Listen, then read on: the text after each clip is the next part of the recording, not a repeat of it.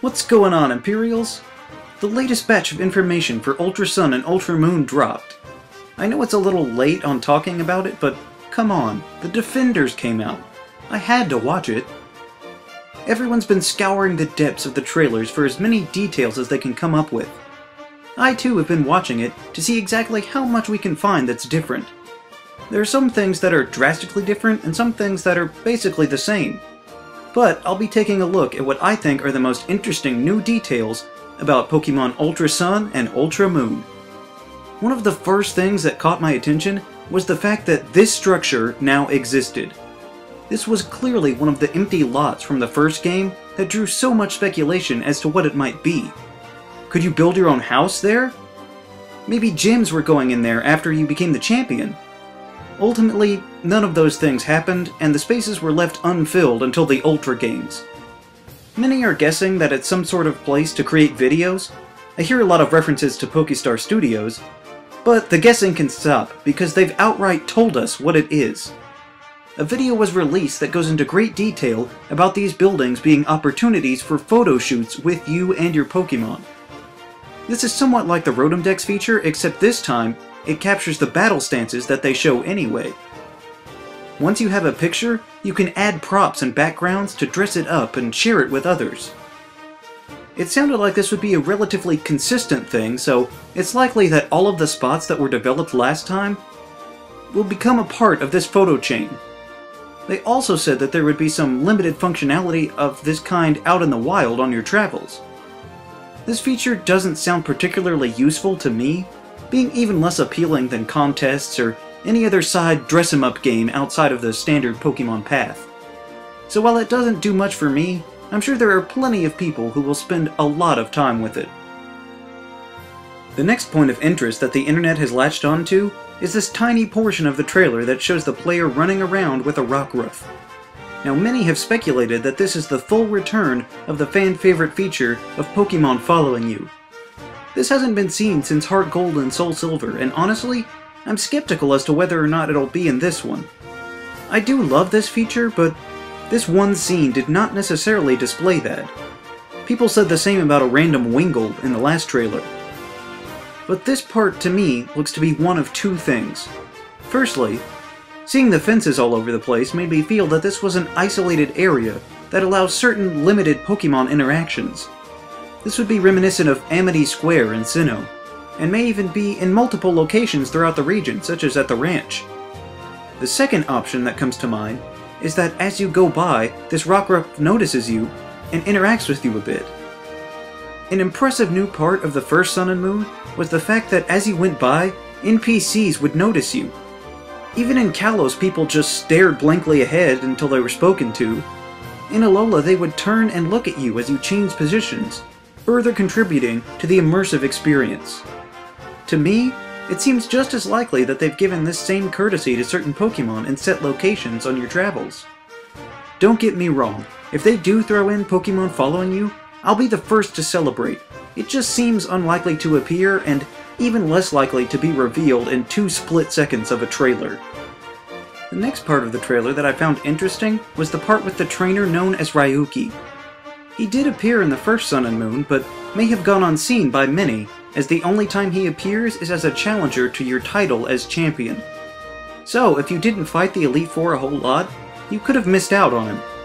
It's interesting to see that they're purposefully placing a larger emphasis on this Dragon-type trainer throughout the main story of the game. This also seems to be the case for the golfer Kahili, who was only seen during the Elite Four segments of the game. It bears further discussion about the setting in which we find Ryuki. The building he's in is suspiciously similar to the Vermilion City Gym, where you battle Lieutenant Surge. Couple of things. I do not think that at all confirms that we are going back to Kanto in any way, nor do I think that we're getting gyms or anything of the sort. You can clearly see that that isn't Lieutenant Surge back there. But what very well may be the case is that they intentionally modeled this building after the gym both in the game and in real life. There will probably even be a character inside that will comment on the homage, stating its influence from Kanto. This might be the developers trying to take advantage of one of their many missed opportunities from the last time. Whatever the case, I'll be excited to see such a familiar sight, as well as what our new friend might have in store. Now let's take a look at the overall map. It looks gorgeous and bright and colorful, and you don't have to look too closely to start noticing some differences. The most glaring difference would undoubtedly be the giant gaping hole in the sky over Pony Island.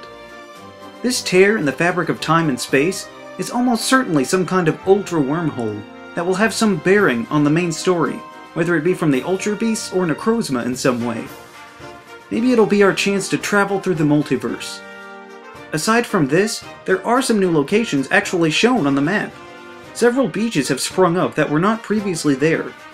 These, along with new areas shown to us in trailer images, are quite promising in delivering on their claim of an alternative story. Lastly, one thing that I've not really heard anyone talk about yet is the fact that the surfing spots around Pony Island have changed. They used to be on the left side, but now you can explore a completely new area near the geyser, as well as the Ruins of Hope where you can catch Tapu. This area sounds like a more enticing adventure anyway.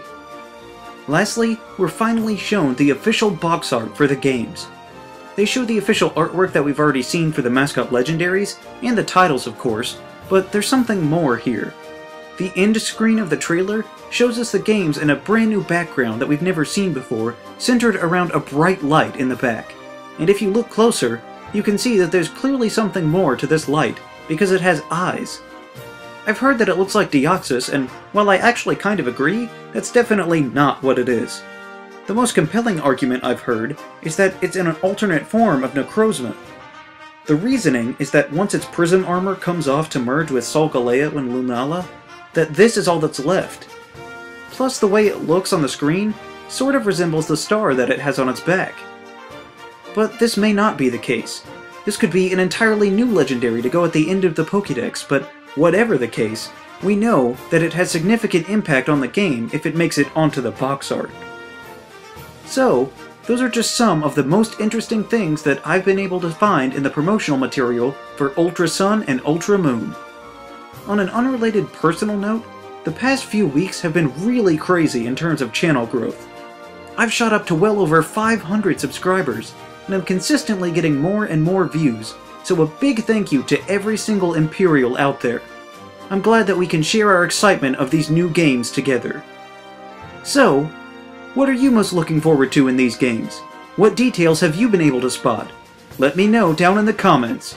Also be sure to leave a like, share this video, and subscribe so that you too can become an Imperial today. And we'll see you around next time!